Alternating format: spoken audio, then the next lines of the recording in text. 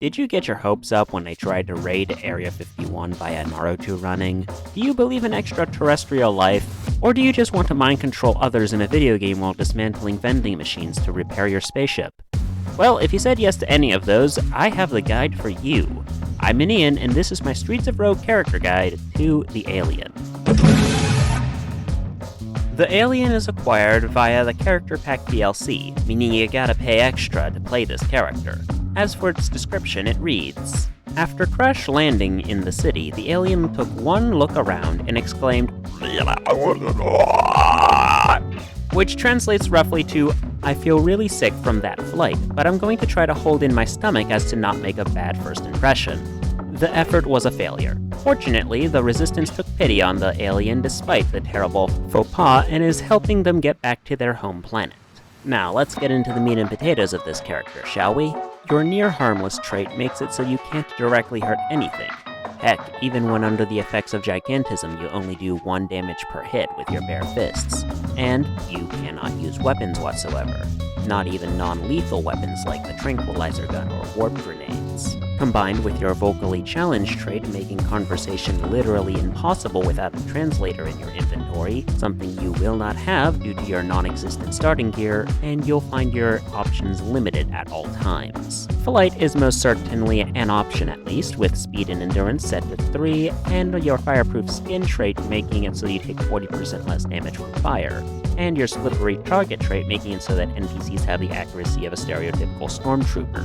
All of this put together results in a character that is far more durable than you would expect, resulting in you being able to escape situations that would most likely kill you with other characters. You're probably wondering how to deal with all your foes, since the conventional methods are blocked off from you due to your near-harmless trait.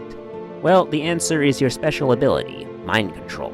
With this ability, you send out a psionic blast, which can travel through windows if need be, and then take manual control of whomever you hit with it. Whether that's a group of creeps and bloods, or a lone cop, doesn't matter. Whether you hit 1 person or 12, you will control all of them in perfect unison.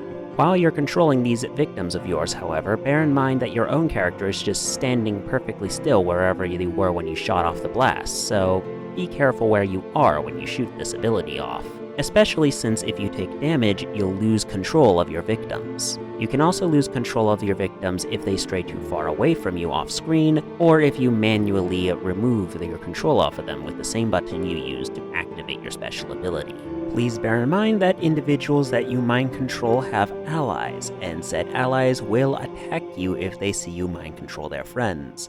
NPCs are even smart enough to realize that you are mind-controlling individuals for the most part and will attack you first, so always be sure to be out of sight, out of mind as much as possible. And should you lose control of an individual for whatever reason, the released victim of yours will be given the dizzy status effect temporarily, giving you a brief moment to escape, recharge your mind control blast, and hit them again, or just get the hell out of Dodge. Ideally, however, your victims of mind control will simply commit suicide by your hand.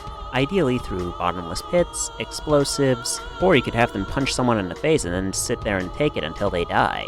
Or better yet, if you manage to mind control a group of NPCs, you can actually have them hit each other against a wall until one of them smashes the others through, perfect for when you need a distraction or to open a new doorway into that building. You will most likely have to employ one or all of these tactics in order to complete neutralization missions. This mind control ability might sound overpowered, but remember, you're a sitting duck to opposition when you manually control others, and robots are immune to your psionic abilities. As a result, I advise getting traits that enhance your stealth ability, like blends in nicely or sneaky fingers, to minimize the odds of interference as you go about your business. And you will find such talents to be invaluable as you go about your big quest. Speaking of which...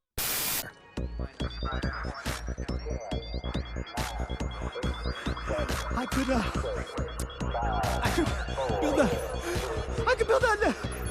could build a spaceship! You're not gonna say no? Build away, whatever your name is. Your big quest is called Homeward Bound, wherein you must extract the parts needed to repair your spaceship via dismantling the vending machines on each floor. While you only need to dismantle 3 vending machines per floor, please bear in mind that the vending machines that you do dismantle will be inoperable upon using them for spare parts in order to complete your big quest. As a result, I advise against extracting parts from machines that you have business with, such as cell-o-matics, until after you have concluded your business with them. Loadout-o-matics are ideal candidates for your big quest, since you don't have any starting gear whatsoever, meaning that these machines do literally nothing for you.